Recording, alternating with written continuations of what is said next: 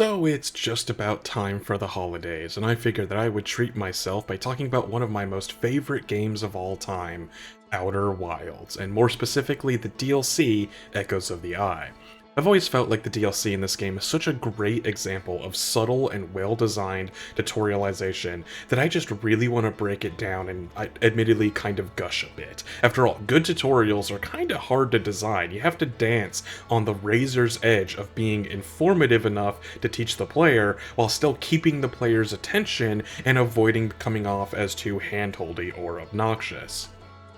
But before we get too into it, I do need to give the standard Outer Wilds spoiler warning, because if you're unfamiliar with this game or haven't played it yet, then I very highly recommend that you turn off this video and go play the game for yourself, including the DLC, since this video will talk about that before returning to watch this video. Outer Wilds is a game about space exploration and discovery, and solving various puzzles throughout a small solar system, but the way you go about it is by learning key pieces of information about the world and its rules. So even if you are the kind of person that doesn't normally mind spoilers all that much, if I were to spoil a detail about this game for you, that's basically the equivalent of me giving you a cheat code to skip some of the game's content. And once you know a key piece of information, you just can't participate in that puzzle anymore. You can't just delete it from your mind, you know? And a lot of the key information can actually be surprisingly simple things like basic rules about how the game's physics works and things like that.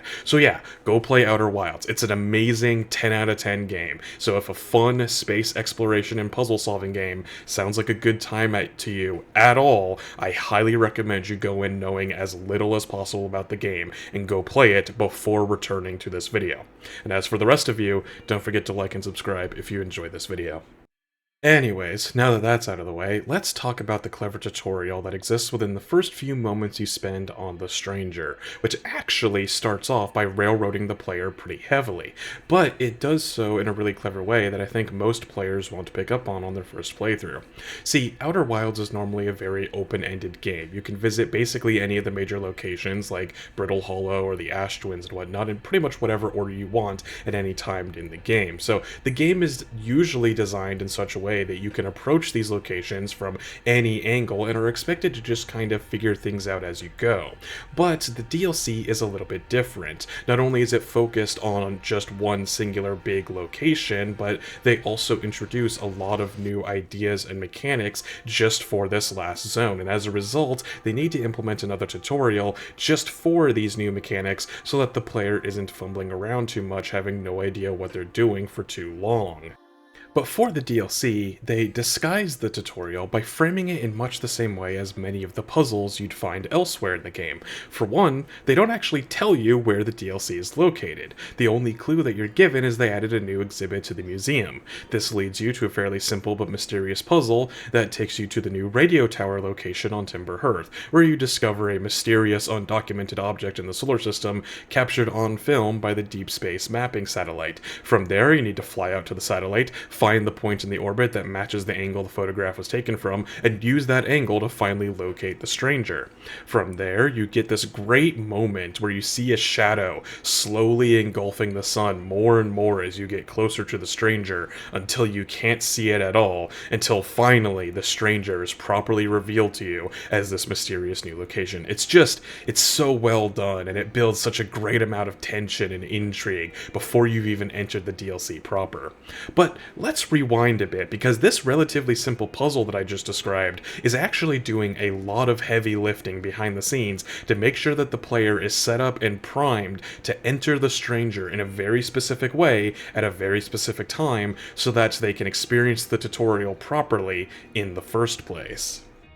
So first of all, there are actually two entrances to the Stranger, one on the side facing the sun and one facing away from the sun. So by having this puzzle require that the player goes all the way out to the edge of the solar system, they naturally guide the player to enter the Stranger from the dark side, which makes sense considering that the dark entrance is not only the more cinematic way to enter the Stranger, but it is also the one that actually has the tutorial, whereas the entrance facing the sun is much more quick and and direct as a way to get onto the stranger, allowing the player to effectively skip the tutorial on subsequent runs, as this is the entrance most players will end up going to when they use their ship log to fly directly to the stranger instead of following the path from the satellite, even if they don't realize that they're doing that. Also, the sun-facing entrance has a secret way to enter the stranger that allows you to access other parts of it more quickly, so by guiding the player towards the shadow side first, they avoid the possibility of the player accidentally stumbling onto that secret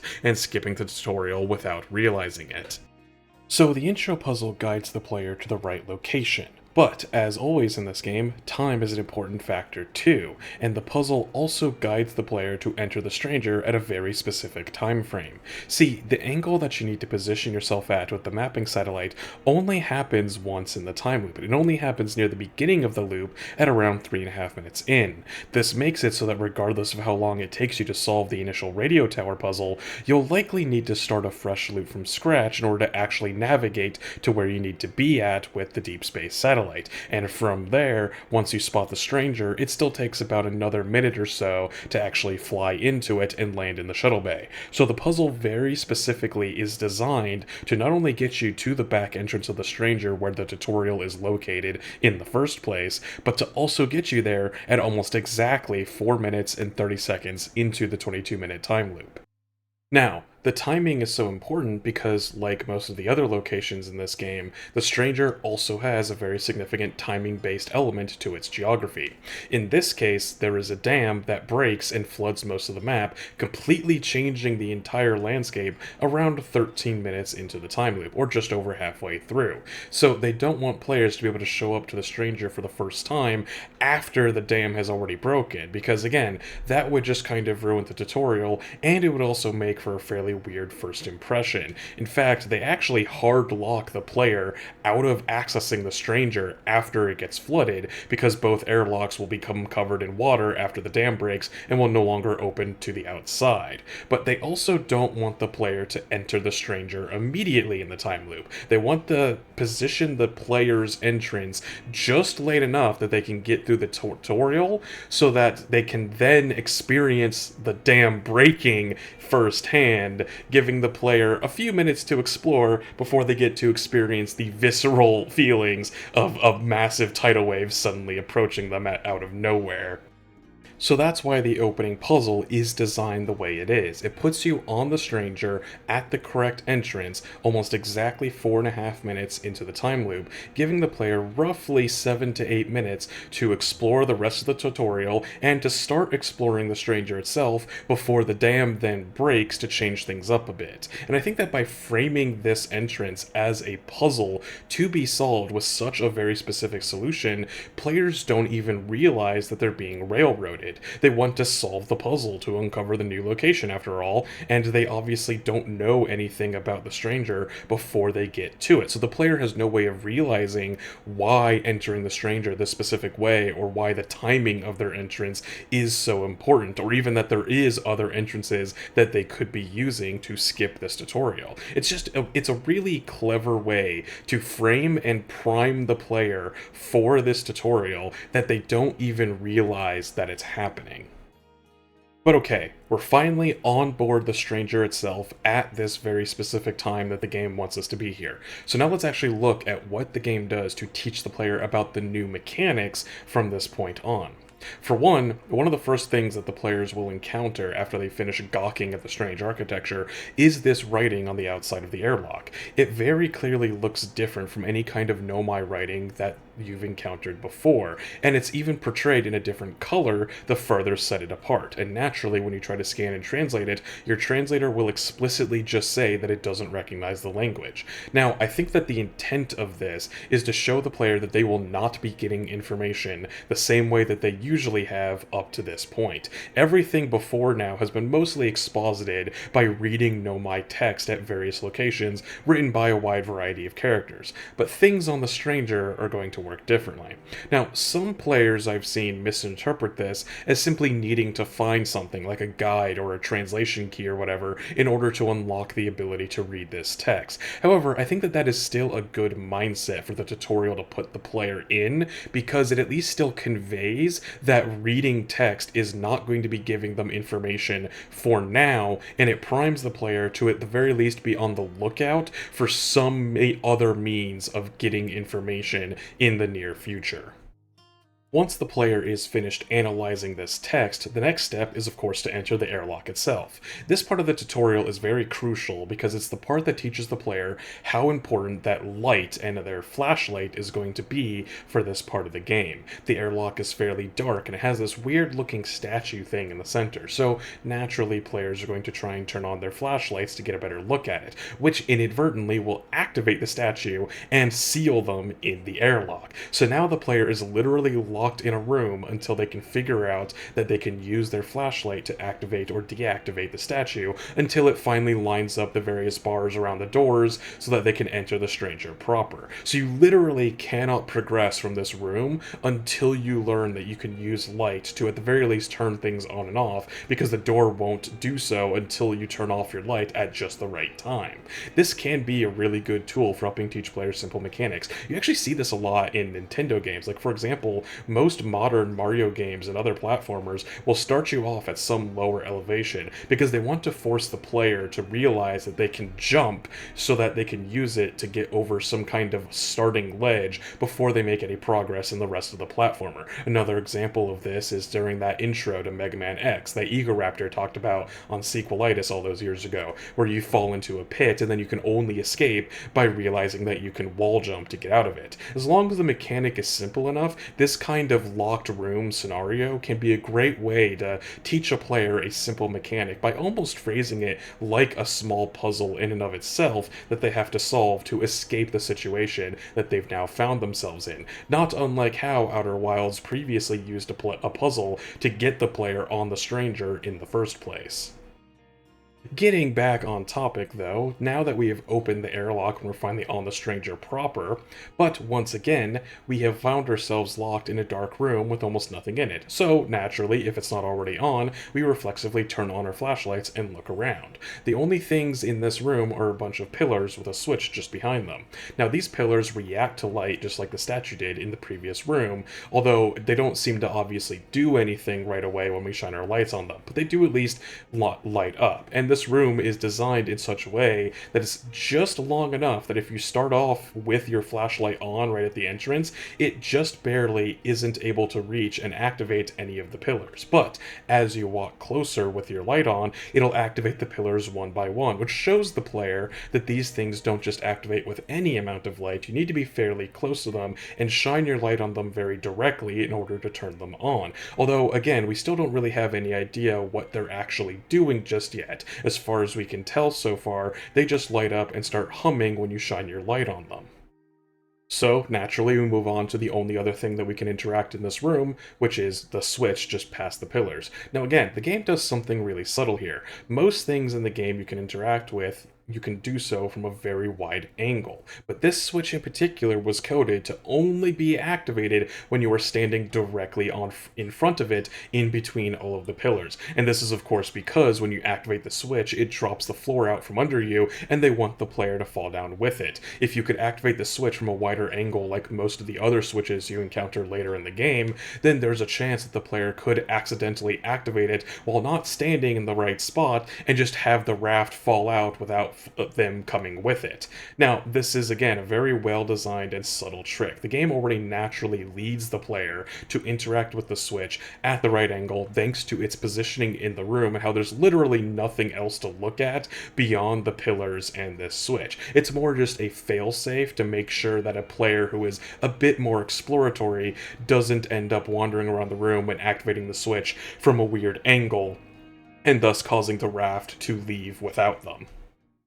But yeah, so now we've activated the switch and the player freaks out a bit as they suddenly fall onto this raft and start traveling down a river, which is probably the last thing they expected to happen. And naturally, this river is a literal hallway because of course the tutorial isn't quite finished yet, though it does give the player some time to gawk at the majesty that is the interior of this massive ring world. But once they finish picking their jaw up off the ground, they can finally try to figure out how to pilot this raft that they've found themselves on. Now, most players I've watched seem seem to pick up on this fairly quickly. We just learned that light can be used to activate things, and when we walked into the prior room, we saw that our flashlight activating these pillars. So the first thing that most players do is shine their light on a pillar, and they tend to pretty quickly put together that doing this causes the raft to start propelling itself in that direction, which also explains the weird humming noises that you might have been able to catch on to in the previous room if you were listening closely. If they don't realize this, though, and they don't turn on their flashlight, this river has this large rock jutting out of one of the walls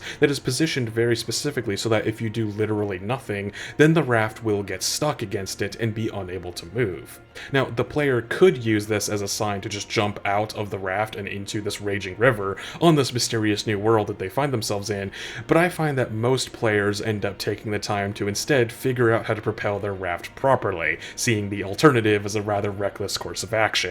And in fact, there's even a second rock so that the raft will get stuck on it too if all you do is just propel it just far enough to get unstuck from the first rock. So this helps ensure that by the time the player makes it out of this little tutorial canyon, that they understand that they can not only pilot this raft at all, but they can also do so in multiple directions to navigate the various waterways that they're going to be encountering on this ring world. Again, it's kind of just like the airlock, where the player is effectively, though not quite as strictly, locked onto this raft in the river until they can solve the quote-unquote puzzle of how to pilot it. Finally, at the end of the canyon, you're shown this dock with a bright light shining down from above. Now, the player probably doesn't even know that this is a dock just yet, but we have just learned and reiterated how important light is in this part of the game. But also, in general, light is just a really good way to direct a player in level design. This is far from unique to Outer Wilds, as there are actually tons of games that will use brightly lit areas and doorways to help direct the player forwards in a level, going at least as far back as games like Half-Life, for example. Whenever you find yourself getting lost in a big, complicated environment, especially if it's darkly lit, people will tend to naturally flock towards the nearest light source because that's one of the best ways to get your bearings on a situation. As such, we can use that in level design to help guide players towards where we want them to go by simply making the destination more brightly lit than their current location. And I personally find that this tool can be just as effective as the classic yellow paint trope that I've talked about before, while usually also not being nearly as immersion breaking as that trope usually is. But yeah, so the light of the dock helps naturally draw players in to landing there, but on top of that, the canyon is so skinny and the dock is positioned in such a way that it is fairly hard to not end up docking there, but at least by accident, unless you really don't want to. Like, you have to pretty explicitly go out of your way to pilot the raft around the dock to avoid being snatched up by it. But if you do touch the light like most players will, then the dock will naturally snatch up your raft and finally drop you onto the stranger ring world proper for you to finally explore at your own leisure. So at this point, I think it's worth looking back at just how much the player has learned over the course of what is, I must remind you, only about a minute or two of gameplay. First, we learned that the text is no longer going to be the primary method of information gathering at this location, and that we're likely going to have to try and find a new way to uncover lore here. Then we activated the airlock, and we were forced to learn that we can use light to activate and deactivate machinery throughout this location as long as it has these green glowing dots on it. Then we learned more about the range of our light and how close we need to be to activate various machines with it, and we learned what the primary switch that we're going to be interacting with throughout this area looks like, so we know now to keep an eye out for more of those switches in the future. Then we fell onto a raft and we were forced to learn how to pilot it around the waterways to avoid getting stuck in that canyon, and then finally we learned what the docks look like on this map and how to dock at them so that we can get back on land again after we get onto a raft. I don't know about you, but to me, that's an impressive amount of information to convey in such a short amount of time, while also doing so nearly completely seamlessly, with the player almost certainly not even realizing that they're going through a tutorial to learn all of this information.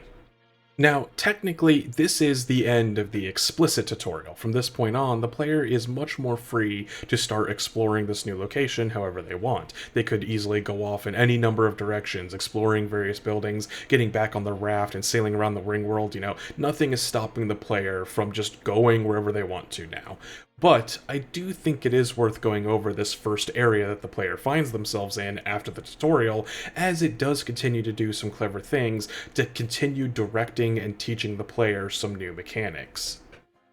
So, first of all, we are presented with this sign that has an artistic rendering of the village, as well as some more of this mysterious text that we cannot translate. I believe that this is mostly just here as a backup in case the player missed the text from the airlock, to try and ensure that the player knows that translating text is not going to work here, and thus reiterating that part of the tutorial. Continuing on, though, from this location, we reach this fairly empty platform with a bunch of wooden boxes and a broken lantern. Now, the colors here are pretty muted all around, but the lantern does slightly stand out for being anything other than the dull browns of the rest of the dock and the wooden boxes. It also has a lot more detail on it than most of the other objects around here, which makes it stand out even more as something that you can interact with. At the very least, I think that a lot of people will try to get a closer look at it, at which point they'll be prompted to pick it up, showing that the player can interact with this kind of object. However, upon picking it up, it is also fairly obvious that whatever this is, it is broken and non-functional. So even if the player might carry it around for a little bit, they'll likely end up putting it back down before long.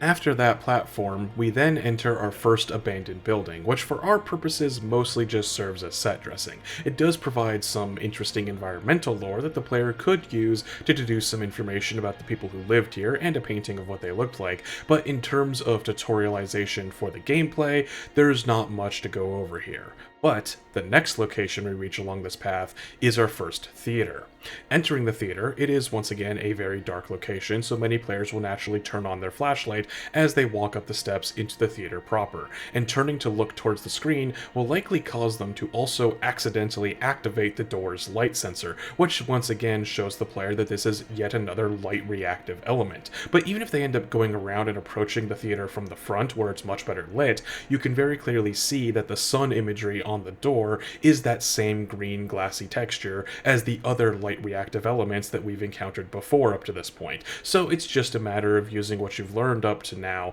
to put two and two together to figure out how you can open it. And also the fact that it has a literal sun written on it kind of gives away the solution. Once we're in the room, though, the only thing that we can interact with is another one of those switches like the one we encountered in that first dock, but this time we can interact with it from a much wider angle than the last one, and when we do, it automatically pulls our camera to look towards the big blank screen in the room, signaling that it's important to us, but we don't necessarily know why just yet, seeing as it's, well, still blank. Even if you deduce that the object behind you is a projector, which you may not necessarily do, there is seemingly nothing to interact with just yet. At best, you are still carrying the broken lamp from earlier, and you might be able to figure out that you can slot it into the projector, but it won't actually do anything because it's broken. If we continue on out of the only other door in the room, though, we will immediately spot a slide reel that we can interact with on a shelf just outside. Now, there are actually two slide reels here, but they're very clearly positioned so that you're likely to see this one and pick it up first, making it much more likely that you will experience the content on this slide reel as your first slide reel, which will make sense when we actually go over that content later on. But for now, all we can do is take it back to the theater room and learn that we can slide it into the projector, but it still doesn't light up and we still can't see what information is on the reel. If the player messes around in this area, they may learn that they can use their flashlight to project at least some light onto the screen, and they may even figure out that if they use their probe and place it behind the projector, the light it gives off lights up at least part of the screen, but that still isn't ideal because it only lets us see part of what is on the slide reel. But performing these experiments does at least tell us that we need a light source, and even if you don't perform these experiments, chances are the player is at least somewhat familiar with the basic concept of a movie theater, and they might realize that the goal that they're trying to look for right now is a working light source. So now we're forced to start exploring again, and there's really only one other notable landmark in this area, not to mention that the building is labeled with a large light right above its entrance, so if we're on the search for a light source, this seems like the place to go. And before we even reach the building, we can very clearly see that there are plenty of working lamps strewn about the room that all appear to be fully functional, and the fact that this place is so lousy with lamps is yet another very intentional design element to help hide a different, unrelated puzzle for much later in the game. game. But okay, we finally have a working lamp, so now we can return to the theater and finally activate the projector to see what's on that slide reel. And beyond the actual content of the reel itself, this also finally explains how we're going to be getting information in this part of the game. Instead of simply reading text off of ancient scrolls and walls, we're now going to be finally getting information purely visually through these slide reels. Which means that we've now answered one of our big questions that we got during the tutorial, and now we know to be on the lookout for more of these slide reels if we want to learn more lore while we're here. Plus, it also means that we can't just discover the information on a reel wherever we find them like we would normally with the Nomai text. We need to bring the slide reel to a theater to actually view it. And this also introduces the first big mystery hook of the DLC, which is the fact that a number of the slides in the reel have clearly been burned away. Did some kind of accident happen where they purposefully censored? It's impossible to know right now, but it does give us a new mystery to replace the one we just solved. And of course, this reel itself is a perfect introduction, as it gives us a very basic, if somewhat censored, history of this ring world. It shows what the new aliens for this location look like in great detail, and it gives us some hints as to their society and culture, and it even ties everything back into the Eye of the Universe, just like in the main game.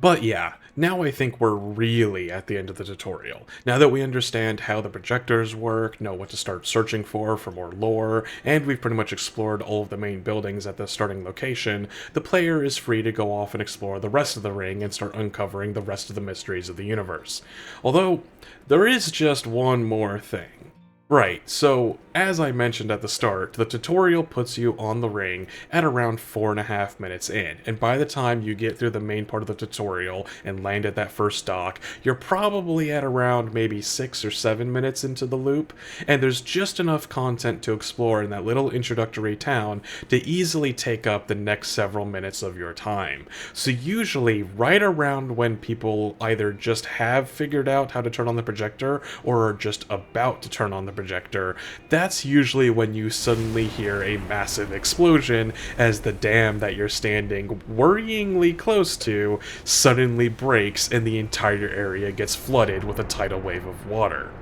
This is, of course, the real ending of the tutorial, as they now teach the player how this location changes over time. In this case, basically flooding the entire map about halfway through the time loop. And assuming the player survives long enough to get their bearings, they may also pick up on a few other details. For one, a lot of buildings get damaged or even move and fall over during the flood, potentially opening up new areas or even sealing off old ones that they might have to explore in the future. And if you've managed to get the projector running, you'll also notice that the lantern you were using has been snuffed out by the water as well. And even if you haven't, well, if you end up exploring the other building again after the flood, you will also find that pretty much all of the lanterns there have been destroyed by the water too. So we've also learned now that water will snuff out all of these useful lights, thus adding a little bit of an extra challenge to trying to transport them to a projector room.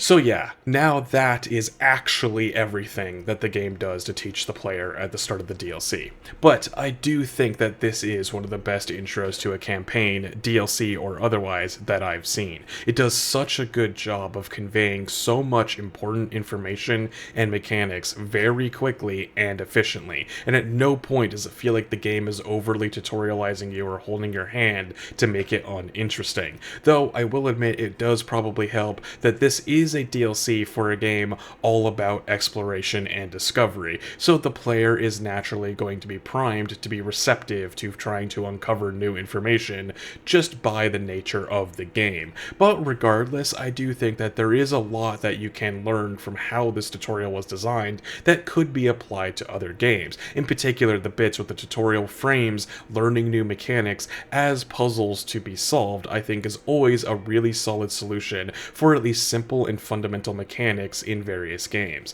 And of course, after you finish your first loop on the stranger and use your ship's computer to fly back directly to it, you will be naturally guided to the sun-facing side of the stranger, which instead of leading to the tutorial area that we just went over, just instead leads directly into the riverbed with a fresh raft placed directly in front of you. And between skipping the tutorial, and especially since you no longer need to take that long route to the deep space satellite back anymore, you now have a lot more time to explore things in the stranger's pre-flooded state. And I think that that's just a really clever bit of design to help expedite future runs through the stranger and give the player more time to explore.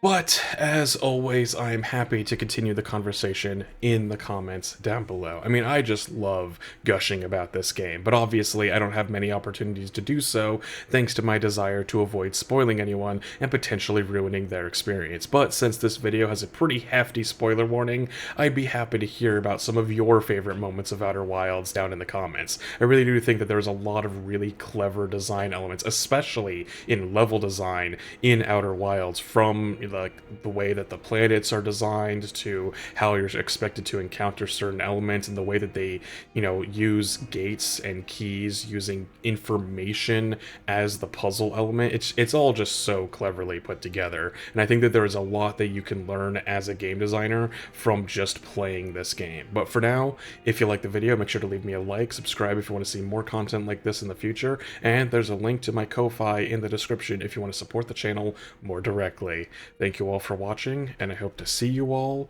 in the next one.